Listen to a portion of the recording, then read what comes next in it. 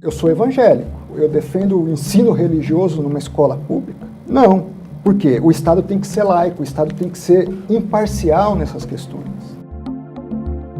Eu, particularmente, entendo que não. Eu acho que as discussões, toda essa fala, fake news, manifestações na rede, é tudo muito novo para todos nós.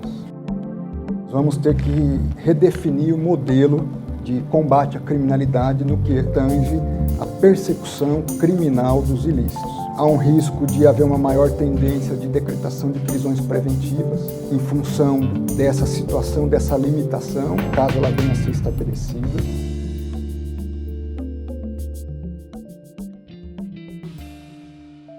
Olá, esta é mais uma edição do estúdio Folha UOL em Brasília.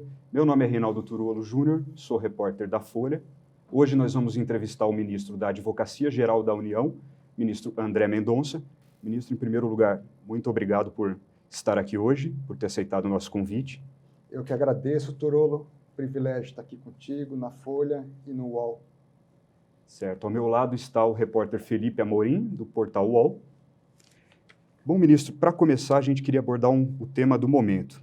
A AGU, antes da gestão do senhor, defendia a norma do Código de Processo Penal que diz que só se pode prender e executar a pena de um condenado depois do trânsito em julgado, ao final de todos os recursos. Na gestão do senhor, a AGU mudou e passou a fazer um entendimento mais flexibilizado dessa norma. A AGU, geralmente, ela defende as normas quando elas são questionadas no Supremo. Por que a AGU mudou de posição? A AGU tem um papel muito restrito na atuação, nas ações que tratam da constitucionalidade ou inconstitucionalidade.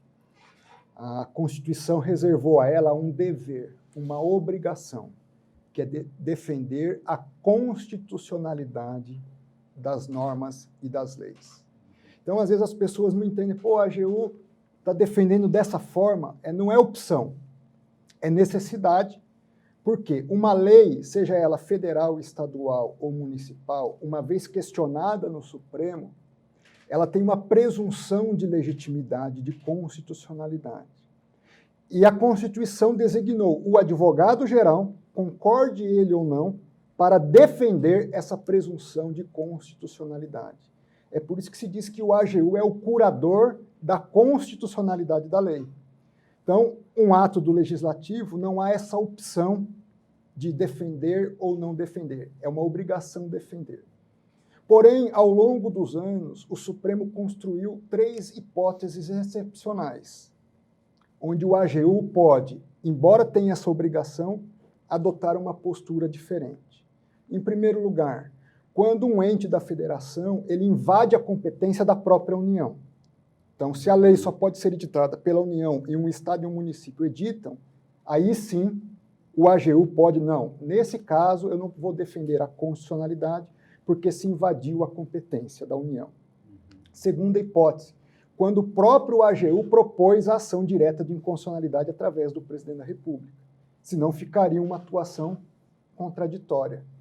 E a terceira hipótese é quando o próprio Supremo tem jurisprudência em determinado sentido, contrário àquela declaração de inconstitucionalidade.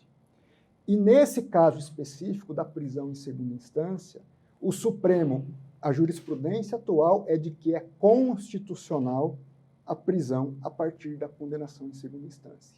Isso nos permitiu, em caráter excepcional, adotar uma postura livre, de, aí sim, defender de forma diversa do que havia sido feito no passado, que a prisão em segunda instância, a partir da segunda instância, é constitucional.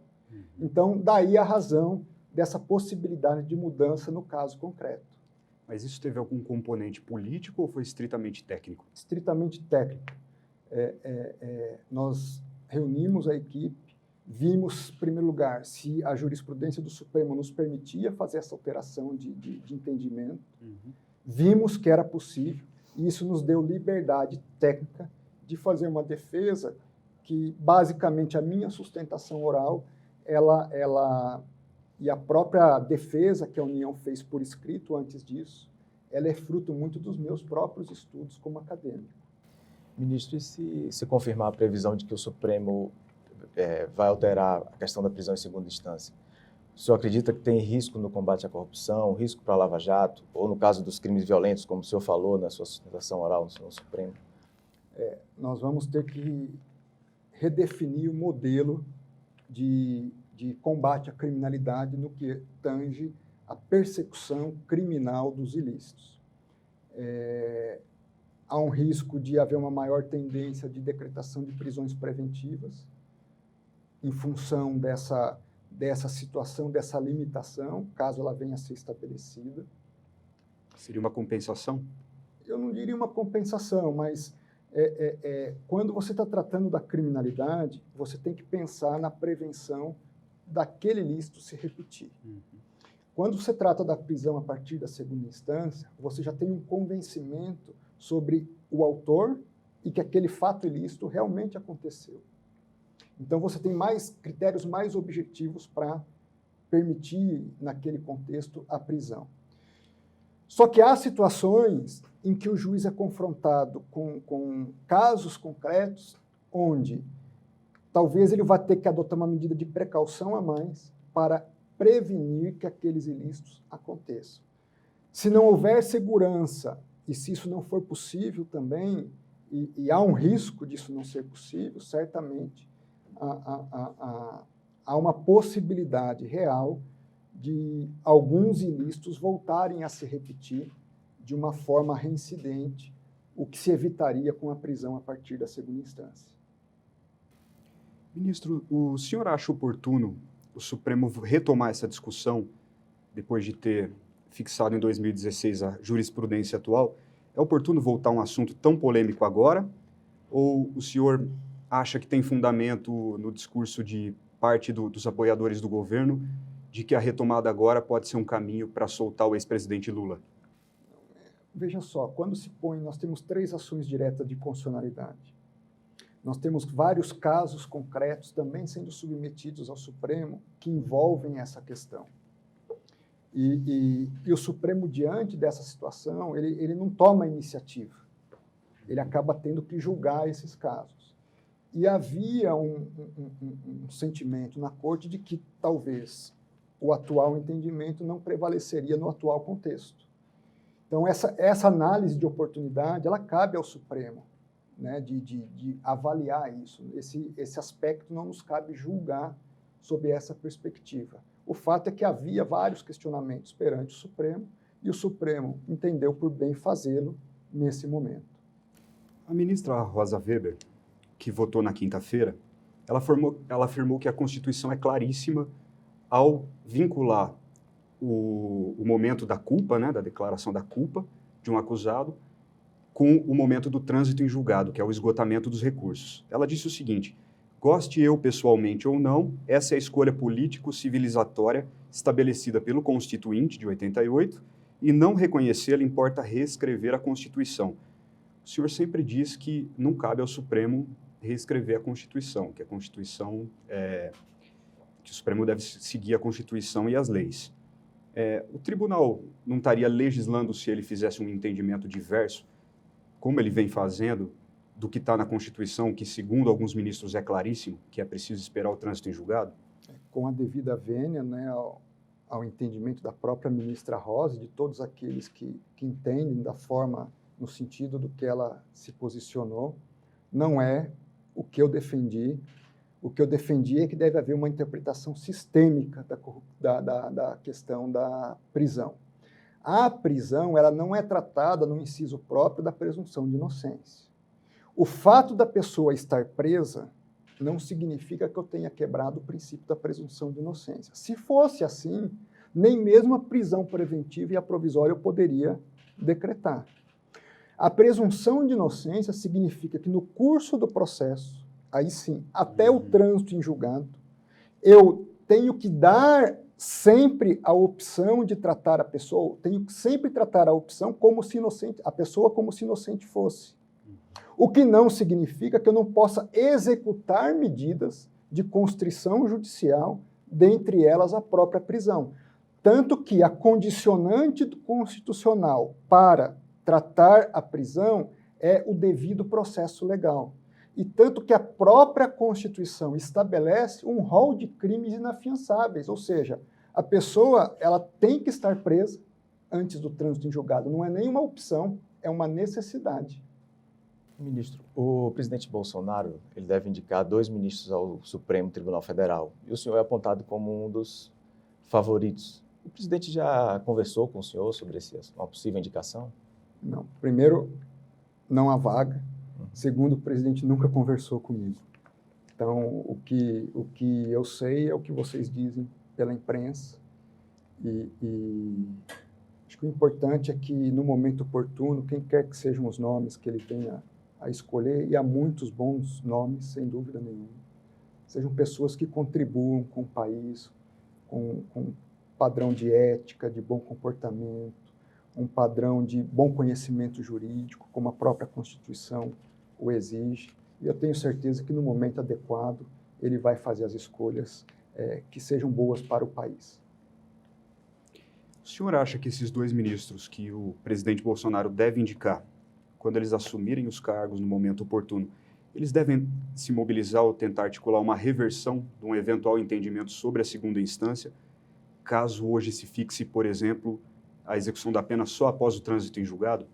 Veja, um juiz, qualquer que seja, ele não age por iniciativa própria. É necessário que os casos venham a ele e que, nos processos que envolvam o plenário, que o próprio presidente da corte paute esses processos. Então, não cabe nem aos que estão lá em si, nem aos que no futuro possam chegar a essa definição. É algo que vai depender dos casos que forem chegando e de uma deliberação do próprio presidente da corte. Ainda sobre a questão da indicação ao Supremo, né? O presidente Bolsonaro falou que ele quer ter um ministro terrivelmente evangélico. O senhor se considera terrivelmente evangélico, como disse o presidente? E qual o senhor acha que deve ser a influência desse fator religioso na atuação de um ministro do Supremo? O presidente usa essa expressão como um slogan, né? Vamos dizer assim. Ele ouviu essa expressão da ministra Damares uma vez, numa reunião, e dali ele popularizou, vamos assim dizer, essa expressão. Então, eu não sei como defini-la na perspectiva, acho que é uma imagem que o presidente trouxe. O que eu posso dizer é de mim, eu sou evangélico desde a infância, me considero com minha fé muito bem estruturada, minha crença em Deus, minha crença em Jesus Cristo, como aquele que morreu por mim. E o que eu penso é que essa fé religiosa que tem o protestante, tem o católico, tem o espírita, ela não pode ser fator de influência na tomada de decisão. Então, qualquer que seja a religião, nós temos que, no âmbito da nossa atuação profissional, ter uma atuação no direito, de forma que respeite os nortes que nós temos. Quais são os grandes nortes? O grande norte que nós temos, em primeiro lugar, a Constituição, em segundo lugar, as leis. Essa deve ser a baliza com que qualquer jurista, qualquer advogado, qualquer magistrado deve nortear a sua atuação. E eu tenho feito isso na AGU. Essa tem sido feita há 20 anos, eu tenho essa postura na AGU, e não seria diferente fora da AGU, dentro da AGU, na iniciativa privada, na pública. Né? É uma postura de alguém que tem que trabalhar com direito, em qualquer que seja o ser humano, em qualquer contexto. Perfeito. Ministro, agora uma pergunta para o senhor, como ministro e também como um estudioso que é dos temas ligados ao combate à corrupção. O ministro Dias Toffoli, presidente do Supremo, suspendeu investigações que utilizassem dados enviados pelo COAF sem uma autorização prévia da Justiça. Ele fez isso atendendo a um pedido do senador Flávio Bolsonaro, filho do presidente, que estava sendo investigado no Rio de Janeiro pelo Ministério Público. Para a AGU e para o senhor como um estudioso do tema do combate à corrupção, essa decisão, ela prejudica o enfrentamento da corrupção? Veja, nós temos a decisão do Supremo. A AGU, como a AGU, ela não atua no caso concreto. O que está nos cabendo em função da decisão? Depois dela, também houve ali, no meio daquela discussão desse caso concreto, onde houve a decisão, houve também uma mudança da estrutura do COAF, que estava na Justiça, ficou um tempo na Economia e, numa sequência, foi para o Banco Central. O nosso papel tem sido aconselhar esse trâmite dessa mudança que houve da Justiça, que foi para a Economia. O ministro Paulo Guedes me perguntou sobre essa possibilidade da ida para o Banco Central. Eu vi com ótimos olhos, em outros países já é assim. O Banco Central, dentre essas 3 instituições, ela é a menos vulnerável a circunstâncias políticas de momento. O Banco Central tem uma estrutura sólida, funcionários de carreira, já com uma cultura de tratar informações sigilosas bem estabelecida. Então, nós vimos com bons olhos essa ida para o Banco Central. A partir disso, o presidente do Banco Central, o ministro Roberto Campos, nos procurou também para tentar auxiliar nessa nova reformulação que está sendo feita administrativamente no antigo COAF, hoje o INFE, né, Unidade de Inteligência Financeira, que é o nome dado em alguns outros países. E o nosso papel tem sido ajudá-los nessa reestruturação, ver o que pode ser aperfeiçoado e, a partir disso, tentar estabelecer uma rotina procedimental que assegure a boa condução do processo, o bom fluxo dessas informações e esse fluxo de informações que ele seja o mais alinhado com os ditames legais que são estabelecidos no país. Então, nós estamos hoje numa fase de readequação dessa estrutura. A partir dessa readequação, eu acho que nós vamos ter condições de avaliar melhor qual o verdadeiro impacto dessa decisão nos procedimentos e se precisa ou não fazer alguma modulação nesse sentido. Mas a linha de corte traçada pelo ministro Toffoli, de que não podem ser dados detalhados, repassados entre a instituição fiscal e os órgãos de investigação, isso atende o bom funcionamento das entidades de fiscalização? O que se definiu ali é que aquela remessa inicial de informações ela pode ser encaminhada, né, com o nome do possível que tem uma atividade atípica, como se diz, né, não é nem suspeita, é atípica, com informações sobre aquela movimentação específica que aconteceu. Então, a partir disso, essa informação, em tese, sai da UIF e vai para a autoridade investigadora. O que essa autoridade investigadora tem que fazer? A partir daquilo, ela pode abrir uma investigação. Aquilo em si ainda não é uma evidência, é uma ponta inicial para se abrir uma investigação. Nesse momento, nós temos 2 tipos de informações. Informações que eu posso conseguir abertamente, mais aberto, o Google. Mas há outras informações de dados abertos. Eu posso saber, por exemplo, se aquela pessoa ela tem aeronave, são informações abertas. Se ela tem imóveis, quais imóveis ela tem. Se ela tem veículos, quais veículos ela tem. Essa série de informações se pode ter independente de qualquer coisa. A própria estrutura administrativa, e a AGU faz isso no seu dia a dia. Independente que o senhor fala de decisão judicial. Independente de decisão judicial. A partir desses elementos que se tem, eu tenho talvez um último alcance de atividade. Quebra de sigilo telefônico e quebra de sigilo bancário. Então, a decisão em si, ela traz restrição no sentido de que, se caso eu queira entender a conta bancária da pessoa, ter acesso aos dados de movimentações totais bancários, além daqueles que já me foram comunicados pela UIF, esse sim eu vou ter que pedir autorização judicial. O que se está fazendo hoje é uma análise se essa informação ela chega suficiente para a autoridade investigadora dentro dos elementos que já se remete pela instituição financeira ou outras entidades obrigadas. Mas desse modo, então, por exemplo, não se pegaria uma movimentação atípica de 40 depósitos de R$2.000, por exemplo? Sinceramente, se pega tudo que o banco manda inicialmente. Uhum. Se o banco mandou isso inicialmente, como atípico, se pega. Mas aí o órgão pode detalhar esse tipo de transação de 40 depósitos de R$2.000 para o Ministério Público, sem autorização judicial?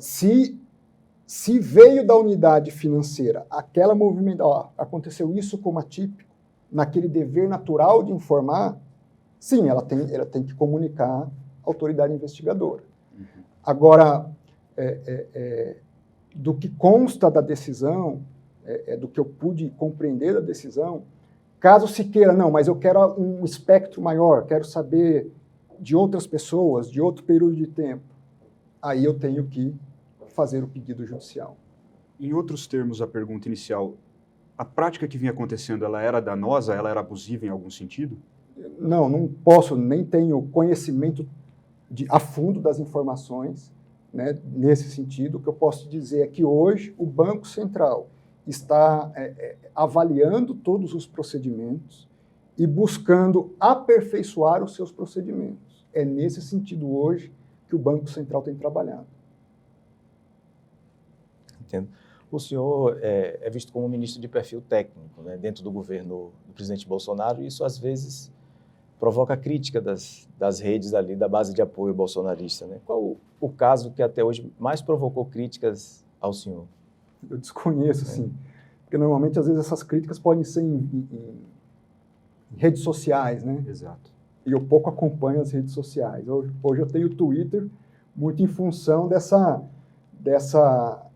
nova forma de comunicação, né? Então, eu passei a ter Twitter já em março desse ano, se eu não me engano. Então, eu não confesso que não acompanho, nem mesmo os meios de imprensa, normalmente eu consigo, às vezes, ter tempo para acompanhar. No caso do inquérito aberto pelo ministro Toffoli contra as fake news e ataques aos ministros do Supremo, a AGU se posicionou favorável à abertura do inquérito. Isso a gente percebeu que foi motivo de algumas críticas à atuação da AGU.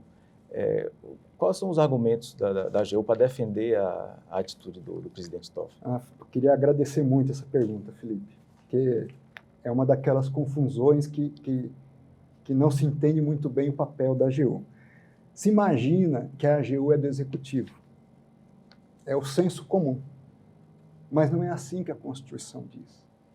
A AGU integra as funções essenciais da Justiça. Ela está fora dos três poderes. Ela está ao lado do Ministério Público, da Defensoria Pública e da Advocacia Privada. O que isso significa na prática? Nós não defendemos só os atos do Executivo. Nós temos que defender os atos do Legislativo. Por isso que nas ações diretas de inconstitucionalidade gera-se incompreensão. Porque, concorde-se ou não, se tem que defender aquela constitucionalidade. Por isso que foi muito excepcional. O Supremo abriu 3 exceções para a AGU não defender a constitucionalidade. Isso nos atos do Legislativo. Da mesma forma, nós temos que defender os atos do Judiciário, do CNJ, Conselho Nacional do Ministério Público, TCU. Então, a abertura do inquérito, ela foi um ato do Judiciário, baseado em quê? No regimento interno do Supremo Tribunal Federal. O que diz o próprio Supremo Tribunal sobre o seu regimento interno? Ele tem força de lei. Então, se está previsto no regimento interno e o ato encontra essa base no regimento interno, a AGU tem que defender esse ato. Qual é a possibilidade disso mudar? O próprio Supremo dizer que esse dispositivo do regimento interno é inconstitucional. Mas, enquanto isso não existe, a AGU deve defender os atos baseados no regimento interno do próprio Supremo Tribunal Federal. Então o senhor não teria uma escolha nesse caso? Não havia um caminho que a AGU pudesse dizer, como fez a PGR, né, a Procuradoria-Geral da República anteriormente, na gestão da doutora Raquel Dodge, ela disse que a abertura daquele inquérito, tal como tinha sido feita, tinha sido inconstitucional. Não caberia ao senhor fazer um pronunciamento nesse sentido? Não, a AGU ela só poderia se manifestar por uma inconstitucionalidade caso o próprio Supremo reconhecesse essa inconstitucionalidade. Um tema correlato com esse, que também trata de fake news, redes sociais, e é uma discussão que é do momento tem havido. O senhor é a favor de endurecer penas e criar sanções para quem difama pessoas nas redes sociais para combater o que estão chamando hoje de milícias virtuais? Veja lá, o tratamento que nós, como cidadãos, devemos ter com o outro cidadão, ele tem que ser respeitoso. Podemos fazer críticas? Podemos, e temos essa garantia constitucional de liberdade de expressão. O que não significa que eu possa extrapolar os limites dessa liberdade de expressão cometendo crimes. Eu não posso acusar alguém sem prova, você é ladrão, você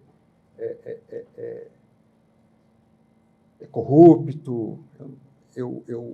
Para eu falar isso em relação a outro cidadão, eu tenho que pensar 10 vezes, porque eu incorro na possibilidade de cometer um crime de calúnia, injúria e difamação.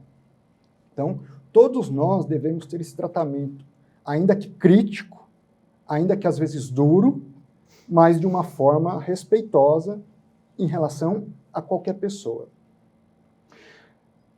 O endurecimento das penas, ele visa basicamente a prevenção. Eu tenho que ter uma pena numa medida tal que previna o cometimento de ilícitos. Agora, eu não posso ter uma pena desproporcional àquele ilícito correspondente. Por exemplo, eu não posso, exemplo grosseiro aqui, eu não posso ter uma pena para um crime de difamação na mesma intensidade que um crime de homicídio, porque são bens jurídicos distintos. Então, toda atuação que de alguma forma se enquadre como ilícito penal, isso tem que ser definido pelo legislador, ele vai, logicamente, ter que sofrer a pena. Agora, essa definição de pena, ela também tem que obedecer um critério de proporcionalidade em relação ao bem jurídico. Então, é preciso ter muito cuidado com isso, porque se corre o risco de limitar a tal ponto a liberdade de expressão. Você não pode incorrer nesse excesso, mas, de outro lado, você também não pode incorrer num outro tipo de excesso, que colocar uma pena desproporcional para algo que, às vezes, é de uma prática cotidiana de todo cidadão e que ele não tem total dimensão para medir certos limites e acabar incorrendo numa pena gravíssima, sem que aquele bem jurídico seja, de fato, um bem tão impactante a ser preservado. O momento é oportuno para discutir esse assunto? Eu, particularmente, entendo que não. Eu acho que as discussões... veja, toda essa fala, fake news, manifestações na rede, é tudo muito novo para todos nós. Nós estamos numa fase de sedimentar socialmente os limites disso. Então, e está tão acalorada essa discussão, que eu acho que fazer isso agora, a gente corre o risco de se exceder demais ou de não dar o devido tratamento para essa... Veja, a comunicação em rede vai ser a realidade do século XXI. E você agir de uma forma talvez tão desproporcional, você vai inviabilizar uma liberdade de expressão que também é um direito constitucional. Questões que ainda são polêmicas, na minha modesta opinião, a gente precisa tratar com racionalidade. E quando alguns nervos estão à flor da pele, a tendência de se cometer erros é maior. Então, eu preferiria baixar a poeira, nós vermos, debatermos mais socialmente quais os limites e compreendermos isso, e aí sim partirmos para uma legislação que possa prevenir condutas inadequadas em função de exageros na liberdade de expressão. O próprio presidente Bolsonaro ele foi alvo recentemente de uma crítica muito dura do deputado delegado Valdir, que chegou a dizer que iria implodir o presidente e tal. Nesse caso, o Planalto pediu que a AGU estude se é possível processar o deputado. Vai ser tomada alguma medida judicial? Outra pergunta muito interessante que está conectada com isso que nós vínhamos falando. O deputado Valdir, ele vai à imprensa e faz essa colocação, vou implodir o presidente. O que é implodir? Qual é a extensão disso? É implodir a vida? Ou é uma expressão política? Naquele momento, trouxe um susto. O que ele quer dizer com isso? Só a partir das entrevistas nos dias subsequentes ele começou a esclarecer.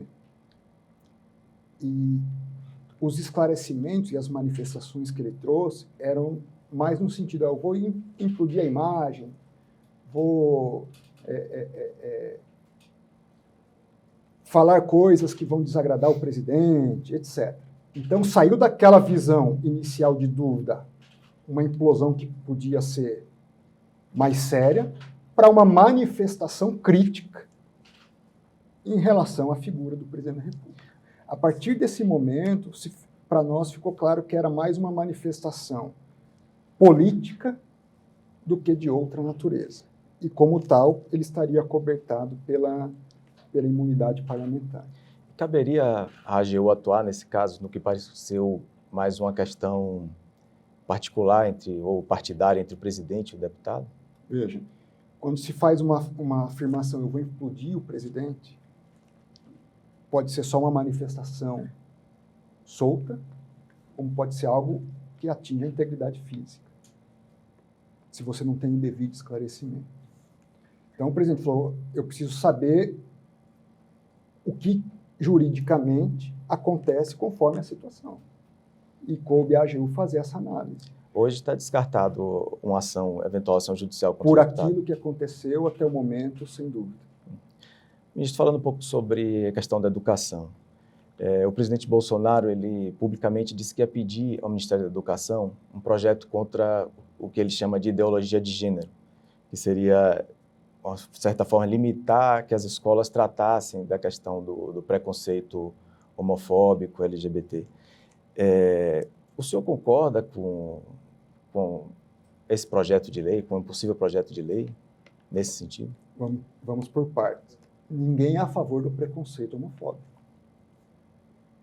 E, logicamente, que numa escola pública, você vai ter que expor um professor que está formando uma criança, um adolescente, não cabe a você ofender, agredir uma outra pessoa, ainda que seja por sua opção sexual, cor, raça, qualquer outra circunstância de opção de vida que essa outra pessoa tem.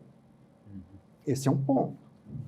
Agora, de outro lado, também eu tenho que entender que quando eu coloco um filho numa escola pública, eu espero que questões ideológicas, religiosas, não sejam ali objeto de influência para o meu filho de 7, 8, 10 anos que está ali. Então, eu sou evangélico.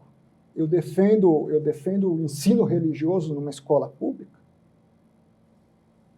Não. Por quê? O Estado tem que ser laico, o Estado tem que ser imparcial nessas questões. Mas uma questão de combate ao preconceito, como o senhor mesmo colocou, que é praticamente consensual na sociedade, é uma questão ideológica? Não. Dá para ter lado? O combate ao preconceito não é ideológico, isso é respeito, cidadania, que deve ser ensinado. Outra coisa é você, por exemplo, ir para uma criança e falar que não existe só homem e mulher, que existem outros sexos. Né? Essa é uma questão que um pai de uma criança ele quer tratar dentro de casa. O Estado não tem esse poder de criar valores específicos dessa natureza numa criança se o pai não delegou. Por exemplo, eu posso querer que meu filho tenha ensino religioso, mas aí eu vou numa escola confessional, católica, adventista, é outro tipo. Eu posso querer que meu filho tenha determinado tipo de ensino nesse sentido. Aí eu vou numa escola, pago por essa escola e eu faço a opção. Agora, a função fundamental, o direito e o dever do Estado é de educar, não de fomentar ideologias. Agora, por outro lado, isso tem que ser visto com muito cuidado para que, de fato, não seja nem o não ensino de uma cidadania saudável, o ensino do preconceito, não é isso que se deve ensinar na escola também. Mas nas escolas públicas, a questão da escola abordar que existem mais possibilidades além da sexualidade tradicional, isso não faz parte de superar esse preconceito que o senhor disse que é contra? Conforme a idade, sim. Conforme a idade, talvez não. Eu acho porque que talvez seja interessante tratar isso por lei. Porque aí vai haver um debate no parlamento para se entender melhor os limites disso. Daí ser interessante se tratar por lei. O parlamento é o local onde há vertentes de um lado, há vertentes do outro, e onde a possibilidade de, a partir de um debate social, se chegar a um ponto melhor de equilíbrio, é mais provável. O senhor fez alguns pareceres, salvo engano, no Supremo, contra leis municipais que tratavam dessa questão, né, que estavam sendo questionadas, que proibiam ali, em algum aspecto, que se abordasse questão de gênero em escolas e de sexualidade. Como é que ficaria a posição da AGU hoje se saísse uma lei federal nesse sentido? Ali foi porque a competência para editar leis dessa natureza é da União, não é do município. Então foi uma manifestação por uma questão de procedimento, né? Por isso que o ideal é se tratar, ter essa discussão no âmbito do Congresso Nacional. E aí sim se estabelecer uma base de consenso, onde se preserve a cidadania, se preserve o interesse da criança, se preserve a educação. São vários valores que precisam ser equalizados nessa discussão. Ministro, o Brasil viu nas últimas semanas, né, a questão do óleo nas praias do Nordeste. Tem ações do Ministério Público Federal que dizem que o governo foi omisso e demorou de reagir ao problema. Houve essa omissão? Como a AGU está acompanhando isso? Veja, houve a propositura de 5 ações já sobre essa questão. Acho que Sergipe, Bahia, Pernambuco, Alagoas e acho que uma segunda ação em Sergipe. Em 2 dessas ações, a Justiça já reconheceu que não houve omissão. Nas outras ações ainda está se havendo discussões, estão havendo audiências, o próprio presidente do IBAMA está indo nessas audiências para fazer o esclarecimento. Uma ação mais importante, que foi, salvo engano, a segunda em Sergipe, ela é mais abrangente. Ela trata de um pedido do Ministério Público Federal para que a União, o IBAMA, suas autarquias, eles adotem o chamado PNC, Plano Nacional de Contingência. E qual foi a decisão da Justiça? A decisão da Justiça foi a União já está adotando todas as medidas cabíveis para tratar do problema. Qual é a grande questão e o que a gente tem que analisar? Todo o país foi vítima de um ilícito ambiental. Todo o país. Hoje nós estamos numa fase que se divide em 2 etapas. Primeiro, tentar minimizar esses danos. E a Justiça tem dito, isso já está sendo feito. Está a Marinha, está a IBAMA, está o Ministério do Meio Ambiente, ICMBio, Exército, a própria Aeronáutica tem apoiado. Há uma mobilização de estruturas públicas gigante. Mas diante também de um problema, eu não tenho conhecimento na história de um problema similar a esse que nós estamos enfrentando na questão ambiental. Então, a primeira coisa é a Justiça tem dado respaldo, tem reconhecido que todos os esforços estão sendo feitos. Agora, o dano é gravíssimo. O dano em si é gravíssimo. E o que cabe nessa segunda parte? Primeiro, a Marinha, com apoio da Polícia Federal, estão investigando. Nós precisamos identificar quem são os responsáveis pelo que aconteceu. O senhor acha que é possível chegar à responsabilização dos culpados? Principalmente se for um navio em águas internacionais, algo assim? Todo o trabalho da Marinha e da Polícia Federal é para essa descoberta. Não tem sido, como a gente tem acompanhado, um trabalho simples, diante da magnitude do estrago, do número de navios que estavam transitando naquele período específico. Agora, posso lhe garantir uma coisa. Uma vez identificados os responsáveis, sejam eles empresas, sejam eles quem quer que seja, estejam onde esteja, no Brasil ou no exterior, nós vamos buscar essa responsabilização. Qual que é o procedimento, perdão por interromper, mas para se responsabilizar uma empresa ou um governo, um ente internacional? Nós temos, uma vez identificado o responsável, nós vamos ter que estabelecer uma estratégia de atuação judicial. Se é viável se fazer essa busca judicial de reparação no Brasil, ou se nós teremos que fazer no exterior. Em se podendo, sendo estrategicamente adequado, seja por onde está essa pessoa responsável, seja onde está o patrimônio dessa pessoa responsável, nós temos que avaliar, fazemos no Brasil ou fora. Se fazemos no Brasil, a Advocacia Geral da União propõe ação aqui. Se fazemos, é mais estrategicamente melhor se fazer fora, a Advocacia Geral da União vai ao exterior, contrata um escritório para isso, para que essa busca de responsabilização seja feita. Uma questão prática sobre isso. O senhor mencionou que todos os órgãos estão sendo mobilizados, o senhor falou da Marinha, falou em um número grande de homens trabalhando nisso, mas a gente vê com muita frequência reportagens, e não são de um ou outro veículo, mas são de quase todos, mostrando que há praias inteiras que só estão limpas por causa da ação de voluntários. O que está acontecendo para esse grande efetivo não chegar nesses lugares onde os voluntários estão tendo que fazer o trabalho que seria um trabalho do Estado? Bom, primeiro, graças a Deus e obrigado aqui aos voluntários, né? Todo país sério, desenvolvido, ele passa por uma sociedade que se engaja nas causas públicas. Né? A resolução dos problemas públicos não é só responsabilidade do Estado. Ele também demanda uma participação social. Vou dar um exemplo corriqueiro.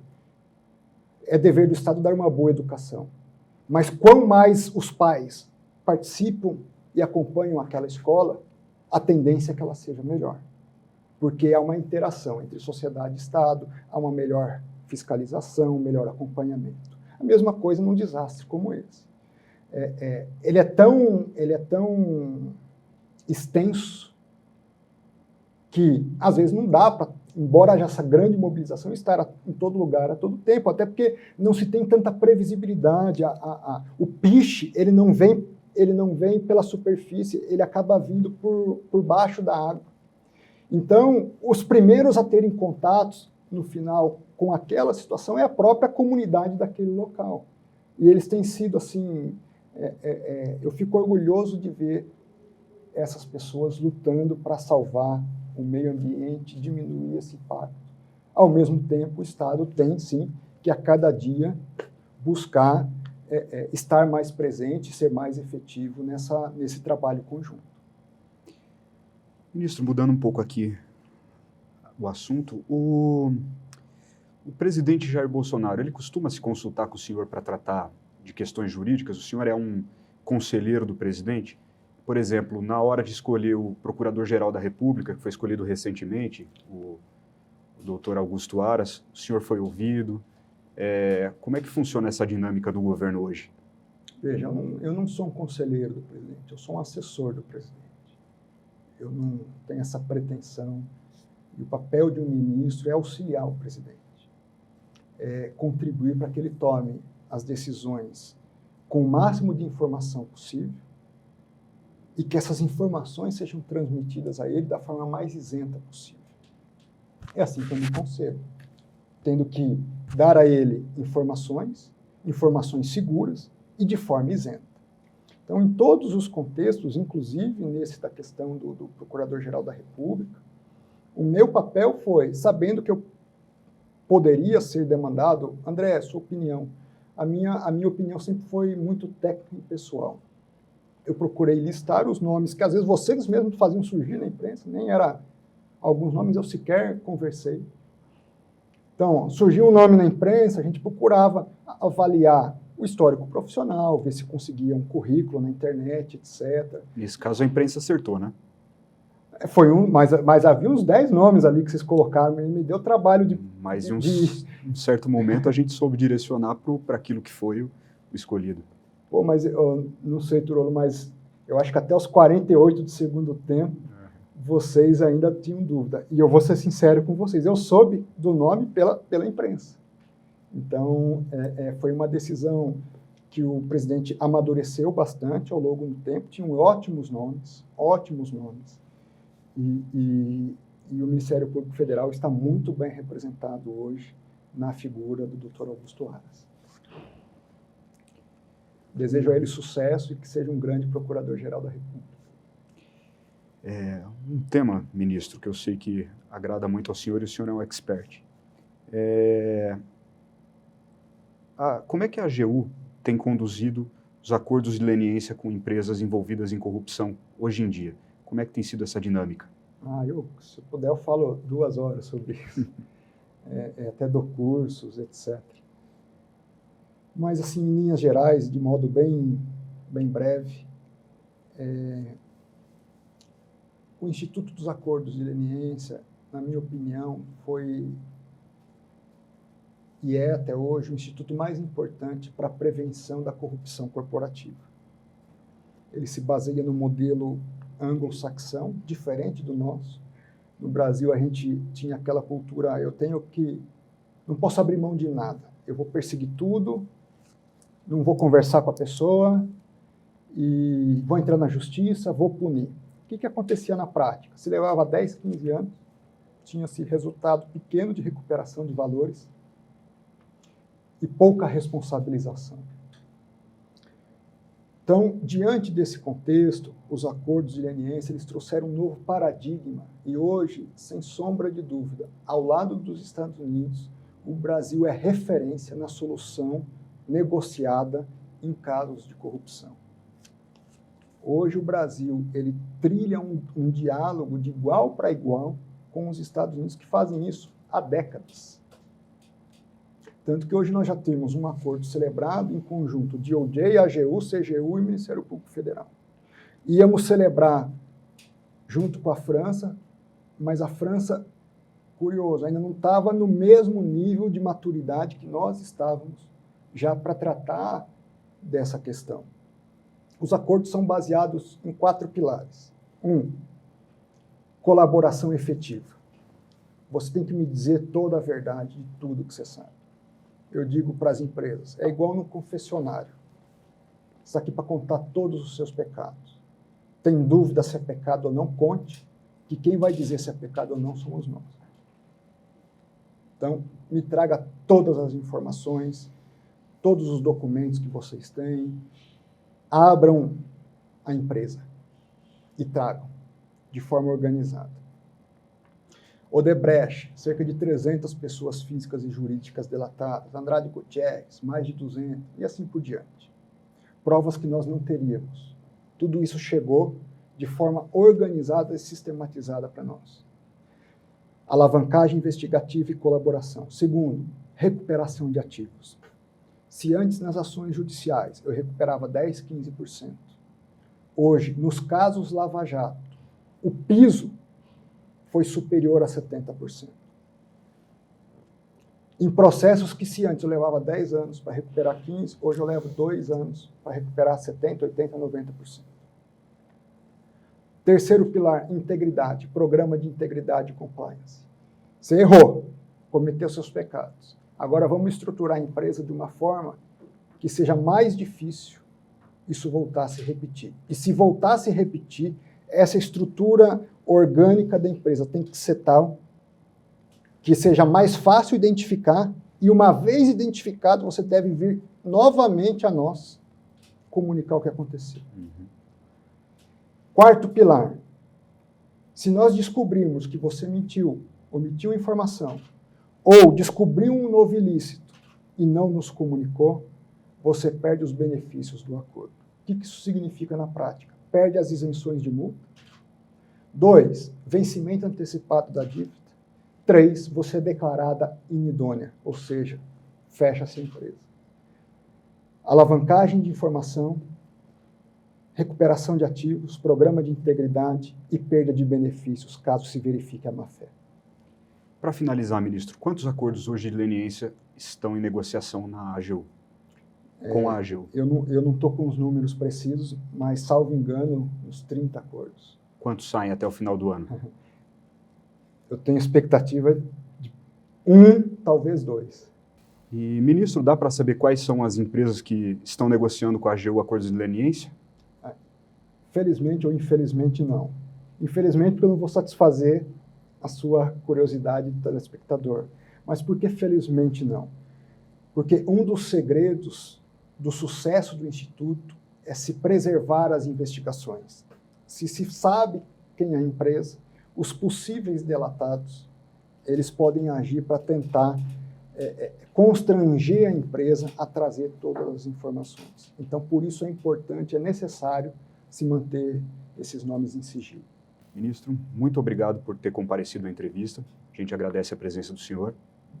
Eu que agradeço, Trollo, uma honra estar aqui, um privilégio.